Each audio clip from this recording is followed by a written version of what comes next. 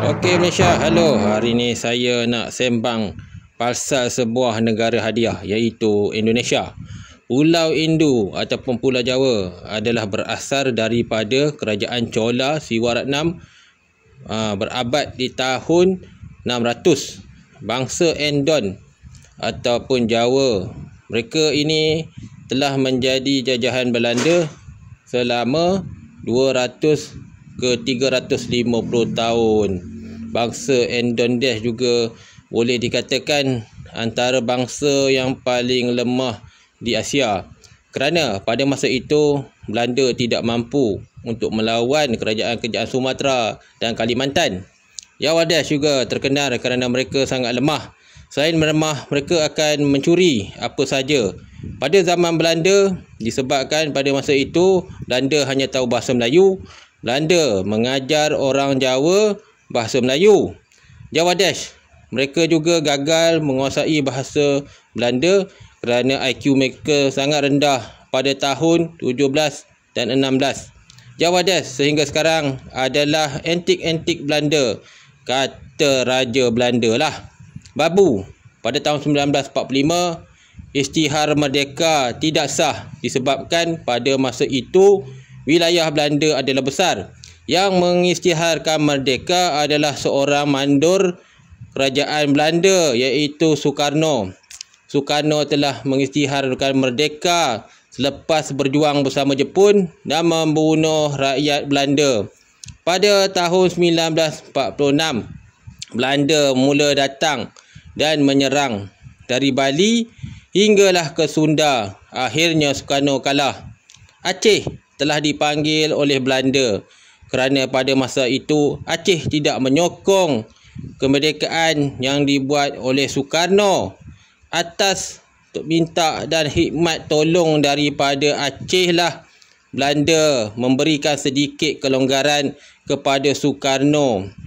Pada tahun 1949, Aceh bersetuju membayar 5 bilion goida melalui emas yang ada di Aceh.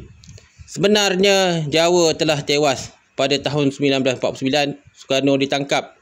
Sumatera pada masa itu beranggapan jika mendapat merdeka 1949, Sukarno akan memberikan Sumatera Kalimantan kemerdekaan kerana pada masa itu RIS Republik Syarikat Indonesia telah dijanjikan oleh Sukarno.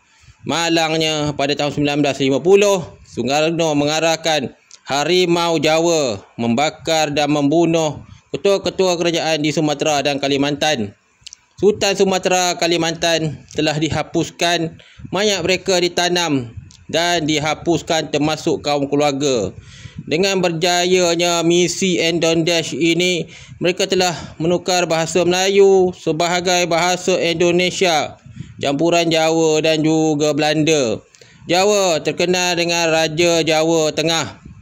Orang Endon pada masa itu hanya mengekalkan Raja Jawa Tengah, iaitu Jawa Tengah punya raja, iaitu Raden Congkeloro Watakorko. Jawa Tengah telah mendapat sebuah budaya baru, bangsa Endon. Wajah orang Endon adalah amat buruk berbanding orang-orang Nusantara. Mereka mempunyai hidung yang besar dan gigi yang besar daripada keturunan-keturunan yang ada di Asia dan Nusantara. Berbudaya Hindu, berbudaya Jawa dan juga memakal dan juga berkemban. Itulah Endon.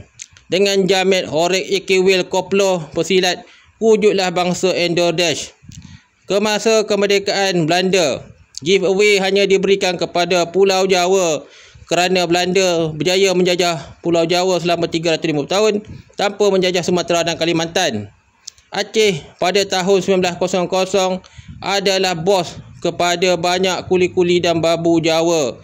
Sebab itulah orang Aceh tidak dapat menerima kenyataan Sukarno sebagai Presiden Endon. Jika kita lihat bola sepak Endon giveaway Belanda ini telah meminjam player daripada Belanda kerana orang Indonesia sangat bodoh dengan IQ rendah. Mereka tidak mampu bermain bola sepak dan selalu kalah bermain dengan Malaysia. Semasa 1949, merdeka hadiah bersyarat. Indonesia mesti memerdekakan dan melepaskan Sumatera, Kalimantan, Papua kepada negara berdaulat. Malangnya Jawa telah menipu. 1950 Soekarno telah menipu dan membunuh semua yang mereka rasakan boleh menyelamatkan kuasa Soekarno. Dengan menggunakan rifle kayu, mereka juga membunuh raja-raja dengan mudah. Inilah negara asal Jawa 1949. Asal usul Endon Dash ini kita boleh kenali di Malaysia. Endon Dash sehingga sekarang telah disumpah oleh raja-raja Melayu di Sumatera, Kalimantan sehingga ke Papua. Hidup Papua, hidup Malaysia. Indonesia kalah.